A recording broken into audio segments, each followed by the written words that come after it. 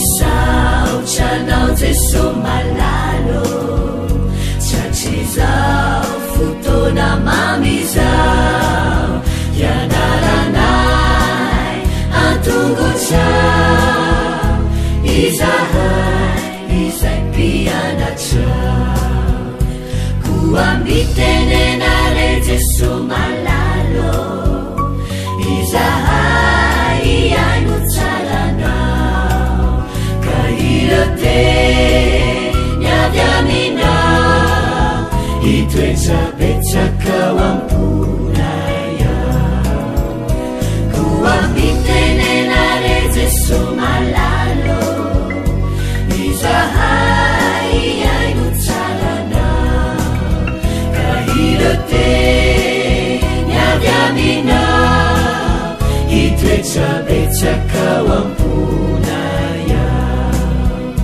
irote niavy aminao itoetsapetsakao amponaya.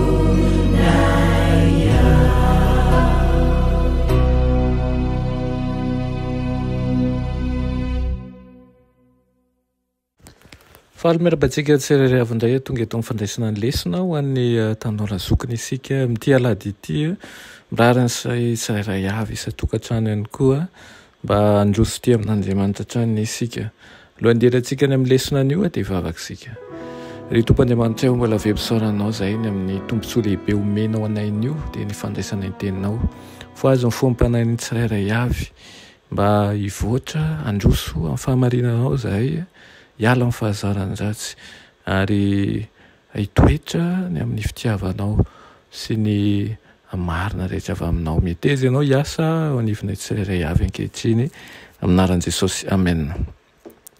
Lohateny lesona antsika androany dia manao hoe fakapanahy mahery vaika. Ilayntsika tokoa ny sain'i Kristy eo am-piatrehana ny fakapanahy. Ny fandresen'i Kristy tany anefitra no mampiseho antsika ny fomba noerana mialohan'ny fahavalo. Tsy nakany anefitra mba hitady fakapanahy tsy akory Jesosy.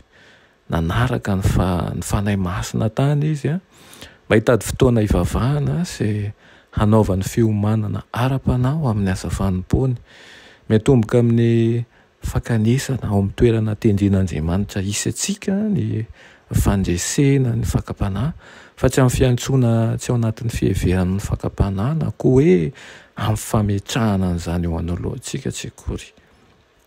4 andro tao aorianan'ny nifadian'i Jesosy ihany vao tonga teo amin'ilay mpakafanahy. Na andrasany tokoa ny fotoana izay tena nahosa azy indrindra, namoaka an'izay ratsy indrindra ao anatintsika indraindray ny hanohanana manko, mora kizitiny sika rehefa miaina ny herim-batana bitika ihany anefa izany raha oharina amin'ny tsy maintsy ny aretan'i Jesosy rehefa ny fahadianana nandritra ny hanohanana mafy tsy nisy ny 4 andro izy. Raha toa tsy nahafehy toe-tsainy Jesosy na koa hoe nanaiky lefitra tamin'ny fitiavakomana dia mandresy Satana. Fitiavakomana ihany io koa no nizany toetrany Adama sy Eva tao amin'ny Saedena.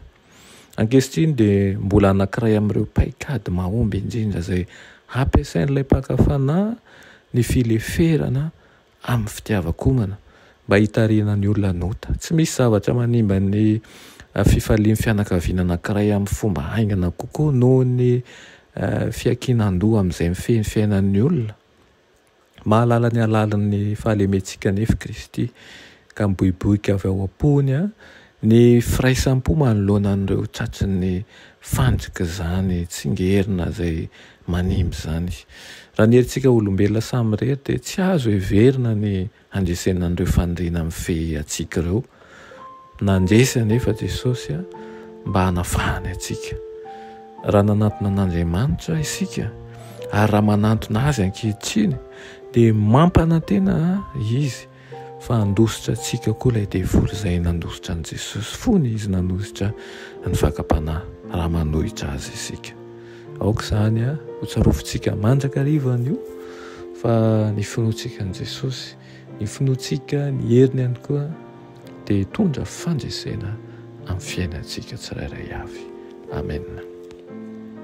andriamanitra tsara indrindra zany danitro mbola misaotra anao zay ny amin'izany lesona sarobidy menao anay izany ampianaro izay atoky anao bebe koa hatrany raha eo ary indrindra hitoky amin'ny herinao ka isana ny sanandro dia andray anao ary hitondra anao amin'ny toerana rehetra misy anay izay ametraka ny fahaizanay eo ampelantananao, ametraka ny fahafahanay eo ampelantananao, ametraka ny mombanay rehetra ihany koa eo ampelantananao mba hafahanay mandray ny fandresena aminaran'i Jesosy, amen.